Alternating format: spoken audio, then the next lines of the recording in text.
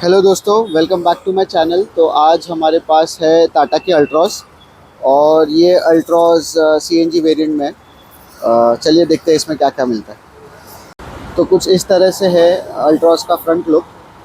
तो यहाँ पर ये टाटा का लोगो आ जाता है, ये क्रोम की बीडिंग आ जाती है यहाँ पर। फिर यहाँ पर आप देख सकते हो कि ये प्रोजेक्टर, एक सेकेंड, हाँ, प्रोजेक्टर हेडलैम्प का सेटअप है, लेकिन ये हैलोजन में, इसमें कोई भी एलईडी नहीं आता, इसमें फॉग लैम्प भी आता है। तो चलिए अभी इसके साइड लुक को देखते हैं और साइड से ये कैसे दिखते हैं वो पता करते हैं। तो जैसे आप साइड से देखोगे तो इसमें एलॉय व्हील्स आते हैं, ये इसमें 16 इंचेस के एलॉयज़ आते हैं। और अगर टायर प्रोफाइल की बात करें तो इसमें 185/60/R16 के गुडियर के टायर है। तो ये थोड़ी पुरानी दिख रही है आपको क्योंकि ये टेस्ट ड्राइव व्हीकल है।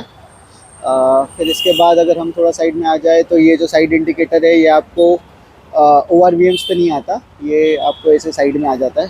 फिर ये ORVMs है, ये अगर आप गाड़ी अनलॉक करोगे कुछ ऐसे तो ये अनफोल्ड हो जाते हैं। फिर अगर हम इसके हैंडल की बात करें तो ये बॉडी कलर्ड में आते हैं। अब ये ड्राइवर साइड विंडो की तरफ है हम, तो यहाँ पर कोई भी रिक्वेस्ट सेंसर नहीं आता, रिक्वेस्ट सेंसर उस तरफ आता है। तो ओवरऑल अगर हम इसके लुक की बात करें तो कुछ ऐसे दिखती है। रियर डोर जो है जैसे आप देख सकते हो तो इसका हैंडल नीचे नहीं आता, ये ऊपर ही आता है। तो कुछ इस तरह से दिखती है अल्ट्रॉस साइड से। चलिए अभी रियर लुक देखते हैं। जैसे अगर हम बात करें तो यहाँ पर ये जो आप देख सकते हो, यहाँ पर शार्क फिन एंटीना है, ये हाई माउंट स्टॉप लैंप है, ये स्पॉइलर है इसका। यहाँ पर ये डिफॉगर है, इसमें वॉशर भी आता है और रियर वाइपर भी आता है। अगर हम लेफ़्ट साइड में देखें तो इसकी ये जो टेल लाइट है वो आई डोंट नो ये एलईडी है कि नहीं, क्योंकि धूप है अभी तो थोड़ी समझ नहीं आ रही, लेकिन ये कुछ इस तरह से दिखती है। ओके, फिर ये यहाँ पर है टाटा की बैजिंग, फिर नीचे अल्ट्रॉस की बैजिंग, यहाँ पर रियर कैमरा है। और यहाँ पर अगर आप गौर से देखें तो इसमें 2 रिवर्स पार्किंग सेंसर्स भी आते हैं। और यहाँ पर ये ICNG की बैजिंग। फिर नीचे ये रियर फॉग लाइट, ये फॉग लाइट, अच्छा हाँ, ये फॉग लाइट आती है इसमें। और ये रिफ्लेक्टर्स है दोनों। चलिए अभी इसके अंदर चलते हैं और देखते हैं इसमें क्या क्या आता है। तो अंदर चलने से पहले इसकी कीज़ देख लेते हैं। तो कुछ इस तरह से इसकी की आती है। तो इसमें ये लॉक का बटन है, ये अनलॉक का बटन है, ये बूट ओपन करने का बटन है, और ये फॉलो मी हेडलैम्प्स का जो इसमें फ़ीचर आता है ये उसके लिए। फिर अभी जो जैसे मैंने पहले बताया था कि इसके ड्राइवर साइड डोर में रिक्वेस्ट सेंसर आता है। तो अभी तो ये गाड़ी फ़िलहाल लॉक्ड है, तो जैसे मैंने बताया इसको प्रेस करने से लॉक हो जाती है। अगर मैं इसको वापस एक बार प्रेस करूं तो ये अनलॉक भी हो जाती है। तो चलिए अभी इसके अंदर चलते हैं। तो सबसे पहले जो आप चीज़ यहाँ पर नोटिस करोगे कि इसके जो डोर्स है वो 90 डिग्रीज़ में खुल जाते हैं, जो काफ़ी अच्छी बात है। तो आपको अंदर जाने में और बाहर आने में कोई डिफ़िकल्टी नहीं होगी। तो डोर पे जैसे हम देख सकते हैं तो यहाँ पर ये ट्विटर की प्लेसमेंट है, ये डोर अनलॉक लॉक करने का ये सैटिन फिनिश में स्विच आता है। फिर ये ORVMs के कंट्रोल यहाँ पर आते हैं, ये पावर विंडोज़ के कंट्रोल है। और ये सब फैब्रिक फिनिश आती है, कोई भी लेदर राइट फिनिश नहीं आती है इसमें। ये स्पीकर की प्लेसमेंट है और यहाँ पर आप एक बॉटल और थोड़ा बहुत सामान रख सकते हैं। फिर यहाँ पर आकर अगर मैं सीट की बात करूँ तो सीट ये लेदराइट फिनिश में आती है, ये हाइट इसमें एडजस्ट होती है, ये रिक्लाइन होती है, और इसमें जो हेड रेस्ट जो होता है ये भी एडजस्ट होता है। तो चलिए अभी फाइनली अंदर चलते हैं। तो कुछ इस तरीके से दिखता है टाटा अल्ट्रॉस XE ICNG का इंटीरियर। तो चलिए एक एक करके शुरू करते हैं। तो जैसे आप वहाँ पर देख सकते हो तो ये इसका ट्विटर की प्लेसमेंट है। फिर यहाँ पर ये जो यूनिट है ये भी थोड़ा सा silver, like shiny silver finish में आता है। ये थोड़ा हार्ड प्लास्टिक है, ये एक्चुअली सब हार्ड प्लास्टिक में ही आता है। यहाँ पर आप देख सकते हो कि ये AC के वेंट्स है। फिर अगर हम थोड़ा राइट साइड में आ जाए तो ये हारमन कार्डन 7 इंचेस की स्क्रीन आती है यहाँ पर। हारमन कार्डन काफ़ी अच्छा म्यूज़िक सिस्टम है। तो इसके साथ इसमें 4 ट्विटर्स और 4 स्पीकर्स, तो टोटल 8 स्पीकर सिस्टम्स आते हैं। फिर ये जो है ये अगेन AC के वेंट्स है। फिर यहाँ पर ये हैज़ार्ड का स्विच है। यहाँ पर कोई भी फिजिकल बटन्स नहीं आते। तो अभी यहाँ पर ये अल्ट्रॉस की बैचिंग आती है। फिर यहाँ पर अगर आप नीचे देखो तो इसमें ऑटो AC का फीचर दिया गया है। फिर यहाँ पर 12 वोल्ट का सॉकेट है, यहाँ पर 5 वोल्ट का 3 एम्पियर का USB टाइप C का सॉकेट दिया गया है, यहाँ पर USB का सॉकेट है। फिर अगर हम नीचे देखें तो यहाँ पर वायरलेस चार्जर भी दिया गया है, तो ये काफ़ी अच्छी चीज़ है। फिर ये 5 स्पीड मैनुअल ट्रांसमिशन में आती है, तो ये उसका कुछ गियर बॉक्स है, यहाँ पर लेदर की फिनिश है। फिर पीछे आए तो यहाँ पर थोड़ी स्पेस दी गई है आपको, कप होल्डर्स जिसे कहा जाता है, तो यहाँ पर कप रख सकते हो। यहाँ पर ये हैंड ब्रेक है, यहाँ पर एक आर्म रेस्ट आता है, तो ये एडजस्ट भी हो जाता है, तो काफ़ी अच्छी बात है। लेकिन ओपन करने के लिए आई डोंट थिंक ये ओपन होता है, नहीं, तो ये खाली एडजस्ट ही होता है शायद। फिर अगर हम यहाँ पर आए तो कुछ इस तरीके से आता है इसका स्टीयरिंग व्हील। तो जैसे आप देखोगे कि इसमें वो डिजिटल डिस्प्ले वाला अब तक स्टीयरिंग व्हील नहीं आया है। और लेफ़्ट साइड में ये जो है वो इंफोटेनमेंट सिस्टम के कंट्रोल्स आते हैं। ये जो स्टीयरिंग व्हील है ये लेदर रैप्ड है, तो काफ़ी अच्छा है। ये डी कट जो बोलते हैं इसको, ये वो वाला स्टीयरिंग व्हील है। फिर अगर हम थोड़ा यहाँ पर आ जाए तो इसमें ऑटो हेडलैम्प के ऑप्शंस आते हैं और ऑटो वाइपर के भी ऑप्शंस आते हैं। और ये स्टीयरिंग व्हील जो है ये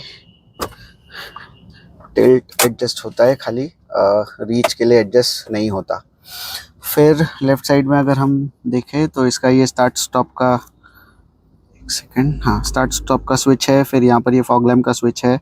फिर ये सीएनजी लॉक अनलॉक करने के लिए ये सब स्विचेस दिए गए हैं, और ये भी फॉग लैम्प का ही स्विच है। फिर यहाँ पर एक एसी का वेंट यहाँ पर भी दिया गया है, तो ये ड्राइवर्स के लिए होता है मोस्टली। तो चलिए अभी इसको स्टार्ट करके देखते हैं, मतलब इसका डिस्प्ले ऑन करते हैं और देखते हैं उधर क्या क्या आता है। तो चलिए इसका इंस्ट्रूमेंट क्लस्टर देखते हैं। तो इसको 2 बार प्रेस करने पे ये स्टार्ट हो जाता है। तो ये फुल्ली डिजिटल आता है, इसमें कुछ भी एनालॉग नहीं आता। और कुछ इस तरीके से दिखता है हारमन का स्क्रीन। सेकंड में ज़रा फ़ैन की स्पीड कम कर लूँ, ओके। और फिर इसमें अगर हम इसकी IRVM की बात करें तो ये कुछ इस तरीके से आता है, मतलब ये मैनुअली एडजस्ट करना पड़ेगा। फिर ऊपर देखें तो ये इसका जो कैबिन लाइट आती है वो डिजिटल आती है। फिर इसमें एक अच्छी बात है कि इसमें सनरूफ भी आता है, तो जैसे आप देख सकते हो कि अल्ट्रॉस में भी सनरूफ अभी CNG वेरिएंट में आने लग गया है, और ये उसको कंट्रोल करने का स्विच है। तो अभी चलिए पीछे चलते हैं और देखते हैं कि इसका रियर सीट का कंफर्ट कैसा है और पीछे क्या क्या मिलता है।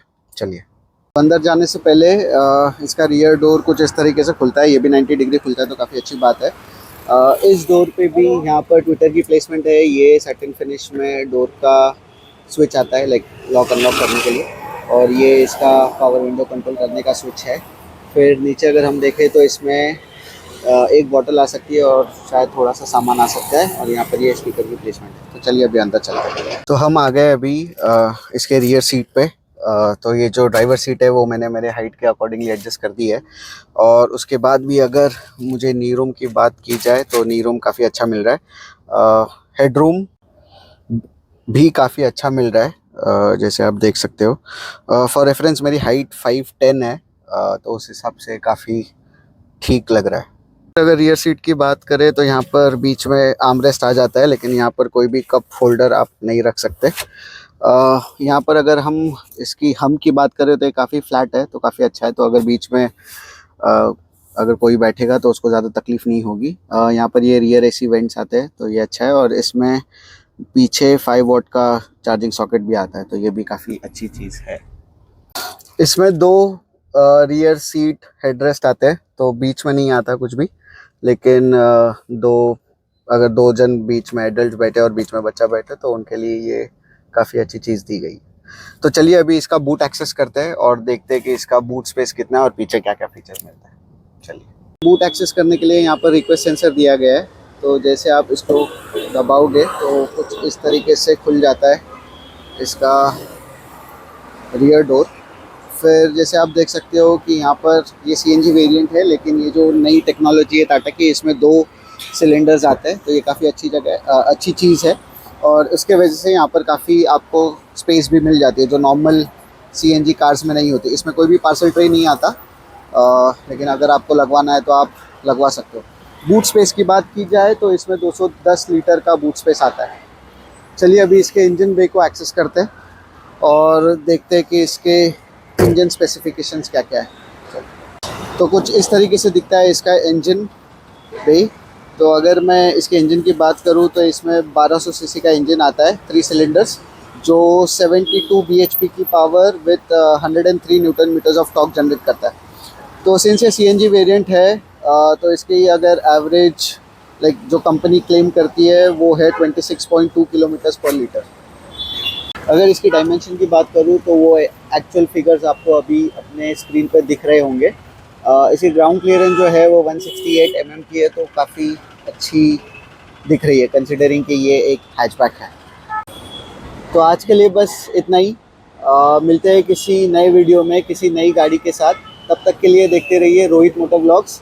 Thank you.